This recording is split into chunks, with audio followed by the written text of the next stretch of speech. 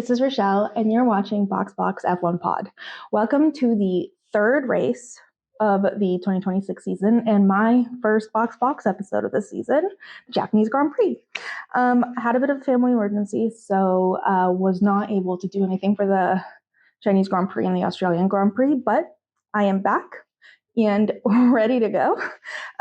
For the Japanese Grand Prix, we're going to be making Japanese souffle pancakes and sipping on a yuzu gin fizz. So crack one open. Oh my god. We're going to be talking about all the racing, all the non-racy racing. I'm going to be honest, I'm still wrapping my head around all the new rules and regulations, as are the drivers, so I'm feeling not that bad about myself. But it's been a journey trying to grapple with the new regulations. We're going to be talking about all of that. But first, as usual, we're going to kick things off with the digital warm-up. Lap one. All right, lap one. Jonathan Wheatley is leaving Audi as team principal. In his place, it's going to be Mattia Binotto, who was the head of racing Audi, but now he will also be, I don't know if it's temporary, but he will be stepping in as team principal. I'm not really sure why Audi thought this was a good idea, considering Mattia Binotto's track record as a team principal. I still don't think he's very good at the people managing aspect of things, which is a big part of the team principal thing, but we'll see how it goes. Can't get worse. Also, as you may have heard, the Bahrain and the Saudi Arabian Grand Prix have both been canceled due to the ongoing conflict in that region. So that means that we will have a race-free April. It means that the drivers have until May 3rd, I think, until they're back racing again. So the next time we'll be in Miami. A little crazy, I feel like, considering we just started the season and now we're getting like a month off. But, you know, maybe it'll give the teams to some time to catch up to Mercedes and figure out how to make these regulations work. But it won't be a content-free episode for me because I have some content catch-up to do, bar another family emergency. I'll probably be doing a couple of episodes. One, my standard primer episode before the season starts is usually when I release it, but it's a bit of the who's who of the paddock, get to know the teams, the new drivers, and also the attempt to get to know the new regulations. And in addition, we will be doing an episode, I think a short one, to catch up on everything that happened during winter break. So you won't get rid of me that quick, but the drivers themselves won't be back until May. All right. Lap 2, playing catch up on the 2026 season so far. So obviously not going to be doing a play-by-play, but just some of the big highlights. In China, Lewis made it back on the podium for the first time, I think in over a year. Because he didn't do it a single time during last season. Because his first comment when he got into the cool-down room was like, whoa, they made it really nice in here. I've never seen this before, which was kind of funny. But was very happy for him. It was good to see him back up there, especially in Ferrari. Because, we all expected... Actually, no. I didn't expect that much from him at Ferrari because Ferrari sucks. Or they did last year. This year, they're actually doing pretty good. But was very excited for him to be back up there. And another big moment in China, Kimi got his first race win. He is not the youngest. Max won at a younger age, but he got a bunch of other, don't worry, they'll make up stats. If he can't be the youngest at the basics, they'll make up the youngest in China, the youngest to ever win with this margin, the youngest to ever win wearing blue. No, but he actually did set some pretty great records, I think. First youngest person on pole, youngest person to win from pole, stuff like that. Because I don't think Max had, when he won, he didn't win from pole. It's been a pretty great moment for Kimi. I mean, Mercedes is really dominating at the moment, or compared to everyone else at least. They definitely have their issues, as we saw today. But it's been really nice to see Kimi thriving because he's just so cute. and so small, and it's so nice to see him thrive. I cried when he won. Shocker to nobody. Oscar crashed before the race even started in his home race in Australia, so he didn't race there. And then there were reliability issues for both McLarens in China. So neither him nor Lando raced in China. And he actually posted a really funny Instagram sort of doing a dump of the last couple of weeks and captioned it, 2 weeks of watching F1. 10 out of 10. Oscar's a funny guy, guys. Speaking of people who are not having a good time, well, Oscar is now having a good time, but he wasn't previously. And who continues to have a piss poor time is Max. He does not like this new car. He does not like the new regulations, and he definitely doesn't like the car's piss poor reliability and like battery performance. Like he is not having a good time. For the record, Max was criticizing these regulations before he ever sat down in this car. He never liked them. He always had concerns about them. Just want to put that out there.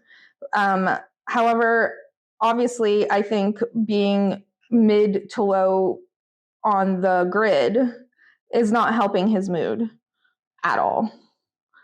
It's mostly car and these regulations, and he just can't get it to work, and he hates it. Like, he was raising his concerns about these regulations before the season even started. Then he sat down in a car and his concerns continued and his complaints continued. This was when all that drama was happening, when Lando was like, if he doesn't like the car, then he can retire. And then said that was just to piss the media off. And that he didn't mean it because he also doesn't like the car. So yeah, basically it's not like this energy is new for Max Verstappen. However, it's definitely been exacerbated by the fact that he is performing poorly and just like not having fun. We'll talk a little bit more about his feelings later, but I think what's interesting is what the other drivers are saying. And I think what we're hearing from them is a bit of a mix between trying to be more PC than Max Verstappen is, and then like how they're performing during the season. So, for example, Lewis at the beginning, Fernando, Lewis, and Max were all critiquing the car. And then Lewis started doing pretty good. He's like, actually, this is so much fun. This is what racing should be. Fernando's still critiquing the car. Granted, Fernando's car is even worse than Max's car. So he has even more reason to complain. But I think coming from world champions, it says a lot about how good or bad the car is. But other drivers have also had like mixed feelings. They've all expressed concern with the cars, dislike with the cars, definitely dislike with the regulations and the safety safety concerns it brings up. There is more overtaking, which everyone wanted. The old cars you couldn't overtake, couldn't even really get close. With these new regulations, there's definitely more overtaking that's possible. However, as we saw today, that those overtakes, a lot of times it's part of their strategy. So like they'll let someone overtake them, and then to let that person's battery die out because they had to surge forward, and then they let their battery charge up, and then they go ahead. So like there's a lot of like, and it's a lot of time it's on the straights. Like I think only Ferrari really we're seeing corner overtakes. Like it's not the best racing. And also a lot of the drivers comparing it to like Mario Kart, which is funny, but Max obviously takes it a bit more to extreme. He's like, I might as well just be playing simulator at home. What's the difference? But you know, it's hard to say. And I think this is like, I don't think I was around for the first year of the new regulations last time. Like I wasn't watching yet. So I don't know if we had the same, like, this is the end of F1 and everyone was really dramatic about it. But that's definitely what's happening this time. And it definitely feels like a world of different. Like, the start is one of the craziest things I've ever seen. It is so slow. Anyway, long story short, jury's still out on these new regulations, what they mean for the future of F1. Will these drivers get used to it? Will Max Verstappen leave? Which he has full right to do. But we just don't know. Anyway, moving on. Lap 3, off-track F1. So first things first, Fernando Alonso has become a dad. Honestly, the first thing I saw something about this during the winter, and I was like, there's no way, because he said nothing. No one said anything. Then I saw a meme where it was like a news article that said Taylor Swift's ex becomes first-time father, and I was like, what? Like, he's not a father. Then it said that he was going to be late to the Japanese Grand Prix for personal reasons. And then he came, he's like, yeah, my girlfriend had a baby. So Fernando Alonso was the father. I thought there was like no way Fernando was ever going to be a dad. But he low-key went and had a child. His girlfriend's an F1 journalist from Spain named Melissa Jimenez. There are rumors that the child's name is Fernando Alonso. So all the jokes are, of course, now that we told you Fernando will be a rookie for like until 2050, assuming his child becomes a Formula One driver. But congratulations to Fernando. I honestly never saw him as a dad, and I was really hoping that this season would be good for him, but it seems like it just got worse. And I really would rather he not retire on like a low, but like, you know, he has different priorities now. Who would have thought we'd ever say that about Fernando? The quote that I found from him was to a Spanish news source, that it all went well. Fortunately for both the mother and baby are fine. A super happy, very special moment, and now back to work. Okay, thanks for the details. That's even less information than Max Verstappen gave us. In other news, Alex Albon turned 30. He went to Paris with Lily to celebrate, and he posted a very cute Instagram dump. His trip to Paris ended up getting him a shout out from Duolingo, who reposted his thing and captioned it. They photoshopped the Duolingo owl into the picture and posted, "Oui, Monsieur Alex Albon. I'll edit and practice my French for you anytime." That's kind of it for off-track F1, but we've got quite a bit of things happening in Japan. So let's move on to lap 3, trackside in Suzuka. So believe it or not, Kim flew out to Japan ahead of the Japanese Grand Prix to spend time with Lewis. I think her kids were also there, but she flew home before the Grand Prix started, which I kind of like. I think they're taking their time before she makes her trackside debut. I think honestly she'll be shown more than Taylor Swift was shown at NFL, which was not that much. But I think they're taking their time with it, keeping it private, as they call it. And honestly, I know a lot of people are really mad about this relationship, but I kind of love it. I think they make a really good couple. I think they make sense. I think they're both cool. They're definitely a vibe. I'm hoping that we get to see them make a debut at the Met Gala, because that would be dope. Anyway, that would be really cool. Anyway, I think that they make a good couple, and I think everyone who says they don't are wrong and just going off of deep dislike of Kim Kardashian for no reason. All right. In other news, back when Lewis was part of the Mercedes team, he had a tradition for the team to always go bowling in Japan. So Mercedes has George claims he's the one who keeps up this tradition since Lewis left and takes the team bowling. So they did it last year and they did it this year. But this year was kind of funny because a wild Carlos just appeared in all the content. There was a funny video of George like explaining. He's like, yeah, George, this is sort of Lewis's tradition that we've kept up since he's gone. But for some reason, Carlos Sainz is here. And Carlos Sainz literally was just bowling with the team and no one knows why. Which is kind of funny because we know it's not for like potential. I know he's not Williams and it's like a sister team, but like it's not like anyone else from Williams was there. And we know it's not like him like go because he's going to go to Mercedes, because there's no reason for Mercedes to sign him. And usually when that stuff is happening, they keep it more hush hush. Not this time. But Lewis has not given up on his own tradition, lying down. He takes the Ferrari team to go, and this is everyone, right? This is mechanics, marketing, behind the scenes, engineering, et cetera, et cetera. Everyone goes bowling. And so he's kept this tradition alive over at Ferrari. So him and Charles and the whole Ferrari team went bowling as well. There was something in particular. I don't know if you can hear me over this. We're going to give it a go. This is nothing, there's nothing in particular that I want to call out, but Yuki was there doing his duties as a Red Bull rep in Japan. They put out a Yuki guide to Japan. And I love whenever Yuki appears on our screens. Oh, he did do this one video where they asked him mother, father, dog, and child out of Yuki, Oscar, Max, and someone else. I can't remember who, but he made himself the dad. He made himself the mom, so he could tell everyone what to do. He made Oscar the father. He made Max the child.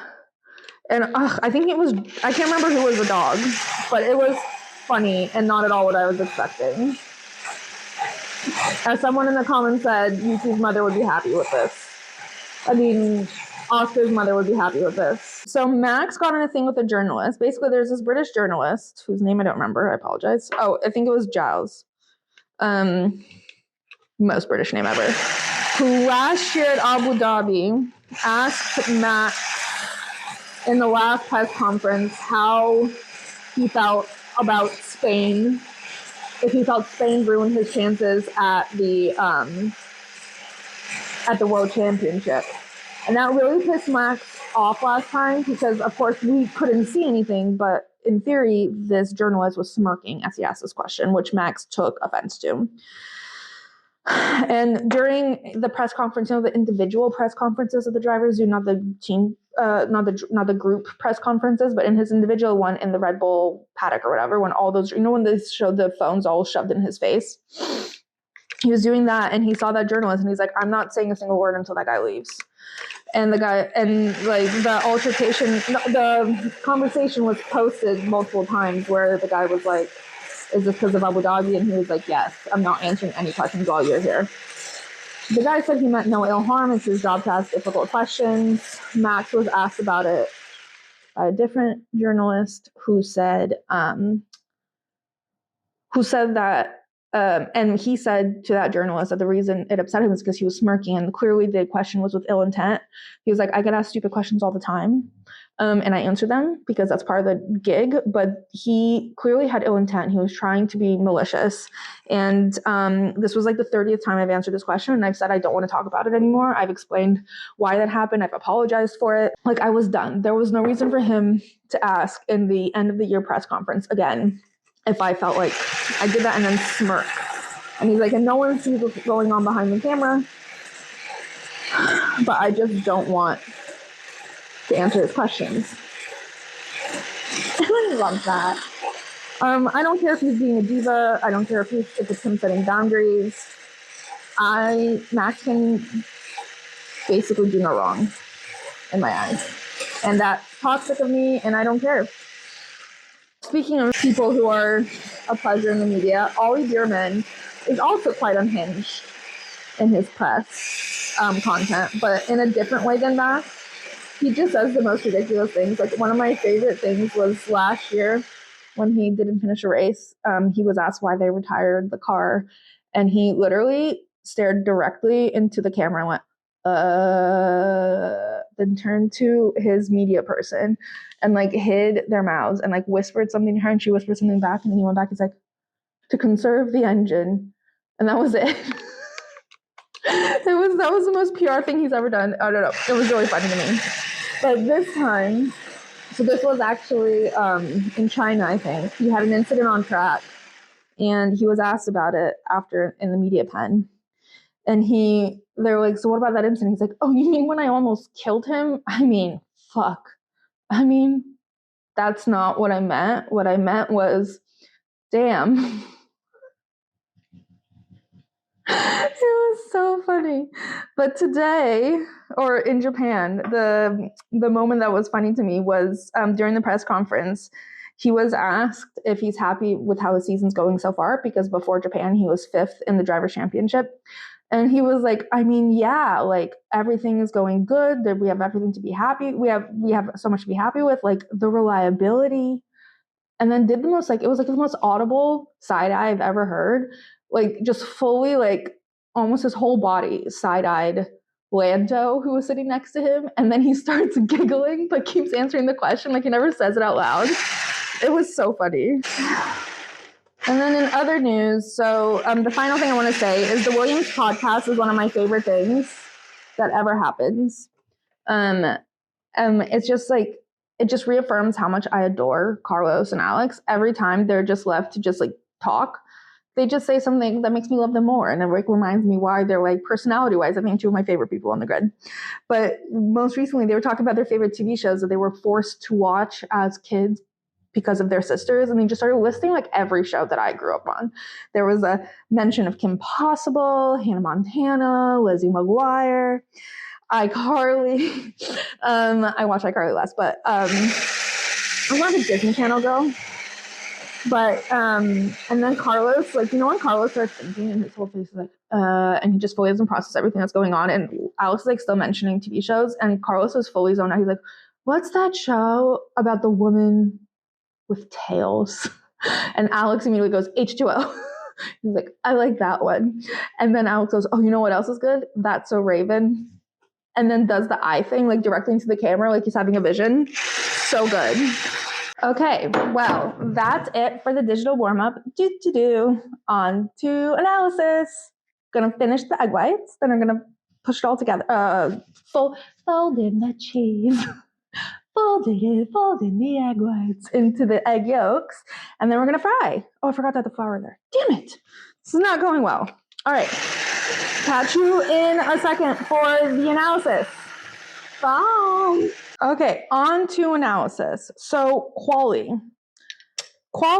for this is a bit hard because like quali is when they're supposed to go all out, right? And with the new regulations, they really can't do that. They have to conserve their battery. There's a lot of like, I think Alex said it, but he's like, there's a lot of thinking that happens that wasn't really happening as much before, because quali is supposed to be about going all out and not just like, they're just not able to go all out during quali, which is annoying. But 2 people who were most frustrated during quali was Charles on the radio said, I honestly cannot stand these rules in qualifying. It's a fucking joke. I go faster in the corners. I go on the throttle earlier. For fuck's sake, I lose everything in the straight. Which we still saw like in the race. Like they were overtaking. Ferrari always overtook in like corners, which made for really fun racing. But like everyone else is like sort of doing it in the straights. Or Mercedes is doing it in the straights, and no one really wants to see that. That's like not as interesting. That's just like taking over someone on the highway at that point. And then Alex on the radio was also really annoyed. He said, where was I slow compared to Carlos? And his engineer goes, you probably don't want to know, but you can probably guess. And Alex goes, yes, I complain for 3 races in a row that there is something wrong, but I'm sure that it's my driving style. Fighting words. Alex on the radio is still one of my favorite, like, I think it's my spirit animal, the way he is on the radio. But anyway, so quali is still like an interesting situation that I think everyone's still trying to figure out. No one's enjoying it per se, but anyway, the starting grid is as follows: Kimi, George, Oscar, Charles, Lando, Lewis, Pierre, Isaac, Gabby Bortoleto, Arvind, Max Verstappen, Esteban Ocon, Nico Hulkenberg, Liam Lawson, Franco Colapinto, Carlos Sainz, Alex Albon, Ollie Bierman, Checo Perez, Valtteri, Alonso, and Stroll. It's so funny. When I was writing up this list, I stopped at 20 and kept going. And then I was watching the race and I'm like, wait, I'm missing 2 people. And then I remember there's 22 drivers now, which is weird. So many new things to get used to. All right, moving on to the race. So before the race, the strategy that was expected was one stop and everyone started on the medium. So everything's the same there, which in the past, I think used to create sort of a boring race when everyone was on the same strategy. Didn't this time. It was an interesting race. There were a lot of overtakes. Is it what we want to see? Probably not necessarily, but it's what we get. So at the start, This was honestly my first time watching a race. And my first time like actually seeing the start happen in real time. And holy crap. That was one of the most ridiculous things I've ever seen. It was so slow. It's honestly how I look when I play Mario Kart. I can never figure out which button is supposed to make me go forward. So everyone leaves and I'm still standing there. And that's exactly what Kimi Antonelli was. Kimi Antonelli just did not move from where he was standing. And Oscar, Charles, and Lando all just like drove around the Mercedes, which Oscar immediately ended up in first, followed by basically I think Kimi was in fourth before the first turn, which was crazy. Anyway, so now like before we could even like blink, Kimi was in P6 and the new pecking order was Oscar, Charles, Lando, George, Lewis, and Kimi. What on earth were the two Mercedes? Although like Kimi has already overtaken Lewis before they even reached lap 2. Like the fact that even happened, like his start was so bad, but it's also like, it's not like he's the only one. And I've seen the clips of the other starts. Like it's so slow. And the fact that Oscar, I think it was almost like he was saving up all that energy. He was harvesting his battery for the last 2. I hate the word harvesting. It makes me so uncomfortable, but we keep using it, so it's fine. He was saving it up, obviously, for the last couple of races. And that move at the beginning was so good and so like monumental for his race. So after that, and towards the back, Max is working his way up from 11th. He's in 8th, like 10 laps in or something like that. Truly doing his best. Meanwhile, at the front, where Oscar is still leading, the commentators were so funny this race. As Oscar is attempting to keep the lead, one of them was like, Oscar checks his rear view mirror, and it is full of George Russell. Oscar was starting to feel comfortable with his lead to the point where he got on the radio and was like, so, hey, I think we could win this, basically is what he said. Let's avoid an undercut from George. They pit Lando first. Lando comes out. And then they pit Oscar, which is a little weird because Lando was pretty slow once he came out. It took a few laps for his tires to warm up. I don't know why they would do that to Oscar when they clearly saw on Lando how things went. But they did it to Oscar to avoid the undercut. Then George pits. And his call was a bit tougher to make because his main competitors are Kimi and Oscar. And the strategy for when he pits is different depending on who he wants to focus on. They ended up pitting, which no one could understand who that was focusing on because it didn't seem to be for Oscar or for Kimi. Because he still had enough like life in his tires left to keep going, and like wasting that so early felt weird. But they pitted him. And then it went all tits up for George because then we had a safety car. Literally like a lap later. It was so frustrating. Like I felt so frustrated for George. Ollie, so it seems like Franco was conserving his battery, but there was no light blinking that he was conserving his battery. From what I can tell, and please again take this with a grain of salt because I'm still trying to learn the regulations, the speed at which when they're conserving their battery now is much faster than it used to be. But it's still like slower. And then and then Franco was in theory conserving his battery, but like in the middle of the road. And Ollie didn't realize that he was slowing down, swerved to avoid him, and ended up in the wall with a 50G impact. He had to go for an x-ray. I think he had a couple of contusions, but no fractures, thank God. It was just a really aggressive hit. But this in itself raises some of the concerns that the drivers had about the safety of these new regulations, because when you have to like harvest your battery in the middle of the track, it's dangerous, as we see here. Anyway, this obviously screwed George over a lot, and it really benefited Kimi, who could pit with no concerns, and come out on top, basically, and then he was in clean air, and then basically the race was done for him. Anyone who's, by the way, saying that this race win doesn't count because of this pit stop is stupid. So many people, like you have to still like maximize on the opportunities that are given to you. George on the radio literally swore, or at least they bleeped it out. I don't know what he actually said. And he was like, bad luck with these last 2 races. Unbelievable. And Toto goes, Let's see what you can do from here. But yeah, super unlucky. Really reassuring, Toto. Toto is always just like not supportive of George, it feels like. All right, so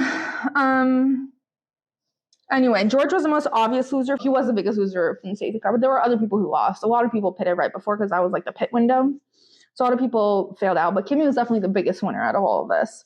Oscar also lost out because without that pit, Kimi would probably have to fight his way up to the front, which there's no guarantee that he wouldn't have done that. He probably easily could have done that, but there was a higher chance of Oscar winning without this safety car. But so is life. At the restart, the commentators mentioned that all of the drivers were getting reminded on how to handle a restart given the new regulations. So like all of the engineers were like, do this, make sure you don't do that, blah, blah, blah. And it's just like a reminder that every part of this race, from start to restarts to pits to saving energy, battery, like all of that stuff is completely different. And they all have to like basically relearn. They're all like starting from scratch, basically. Anyway, after the restart, Kimi was like flying ahead with all that fresh air. I think he finished like 13 seconds ahead. At one point, his engineer got on the radio and was like, so Kimi, let's try to slow down and like save your energy. Like there's no need to rush. You're like 13 seconds ahead. And then Kimi went and set the fastest lap of the whole race, the next lap. So he's like, I'm not doing that, which I found funny. Most of everything post restart was just George suffering and the Ferraris having like the time of their lives with overtakes. It felt like there were like 50 overtakes. A lot of them are like what they used to call like the switcheroo, but for some reason we're not calling it that anymore. It feels like much more specific to this generation of era of racing. Where you like let someone pass and then you zoom past them because they've wasted all that energy trying to overtake you and you saved up your battery by letting them pass and then you go. There was a lot of that. Charles had an incredible overtake on George at the very, very end, like in the last lap, I think. But poor George like did not see it coming. And it just went from bad to worse for George Russell. It was not great. In the same vein, it seemed like Oscar was letting everyone overtake him, but like intentionally. And then he was also able to go past them. It's like a very unique strategy. Also, the Ferraris are really good at overtaking on the corners. According to the commentators, and Mercedes is much more focused on the straight, like much more able to overtake on straights, whereas Ferrari seems to be one of the only ones able to overtake on the corners really well. Like before, also, some people had more power in the straight, more speed on the straights, more speed in the corners, but like it seems much more exaggerated in this new era of racing. But that was basically it for the whole. There was a lot of overtakes. Like Ferrari kept overtaking, and then it was mostly Ferrari. Lando overtook a couple of times, but in the end, like Kimi was just flying ahead. Oscar also wasn't really touched by these overtakes, but there were a lot of overtakes happening. But anyway, after the race, in the cool down room, Oscar at one point went, I can see what you mean about the mushroom to Charles, because he referred to the boost thing that's new, that's replaced the DRS. I'm not calling it DRS, the boost system. He referred to it as like the mushroom in Mario Kart. And Oscar was like, I can see what you mean. Because Oscar had no idea since he has never raced yet. On the podium, it was, by the way, so weird hearing the Italian national anthem without Ferrari singing the whole thing. But it's also like so jovial. And then they played the German national anthem and it was so like stoic. Like very much capturing the vibes of the two countries. But it was just funny to hear it in music form. One of the funnier interviews from Oscar was when in his post-race radio message, he went, turns out we're pretty good when we can start a race. That was pretty funny. Max, however, is just down. His big quote at the end was, but at the same time, when you're in P7 or P8 and you're not enjoying the whole formula behind it, it doesn't feel natural to a racing driver. Of course, I try to adapt to it, but it's not nice the way you have to race. It's really anti-driving. Then at one point, yeah, it's just not what I want to do. And of course, you can look at it and make a lot of money. Great. But at the end of the day, it's not about money anymore because this has always been my passion. As a kid, this is what I wanted to do. And back then, I had no idea what I was going to achieve and how much money you make. You never think about that as a kid. And it's also not about that. I want to be here to have fun and have a great time and enjoy myself. At the moment, that's not really the case. Of course, I do enjoy certain aspects. I enjoy working with my team. It's like a second family. But once I sit in the car, it's not the most enjoyable, unfortunately. I'm trying. I keep telling myself every day to try and enjoy it, and it's just very hard. Just my heart breaks for him because he loves racing. He loves racing. And for him to not be enjoying himself to this extent is sad. So the results for this race are Kimi, Oscar, Charles, George, Lando Lewis, Pierre, Max, Liam, Esteban, Nico, Isaac, Gabby Bortoletto, Arvind, Carlos, Franco, Checo, Fernando Alonso, Valtteri, Alex, and then Lance and Ollie both DNF'd. And in awesome news, this is Kimi is leading the World Drivers' Championship by 9 points, and he's the youngest driver to ever lead the Drivers' Championship, which is very exciting for him and very exciting for the poor stat interns who didn't have to come up with the most obscure stat of all time because it was just there on a platter for them. Anyway, that's it for the Japanese Grand Prix. Here are my very flat souffle pancakes. I tried. Next up is the Miami Grand Prix in literally May, and it is still March. So we're going to have a bit of a break from racing, but I'm going to be playing catch up, as I mentioned earlier. We'll be doing a Who's Who episode and trying to understand these regulations a bit better, and also doing a quick catch up on everything we missed during winter break and everything I missed during the first 2 races. So until next time, see you in Miami. Box.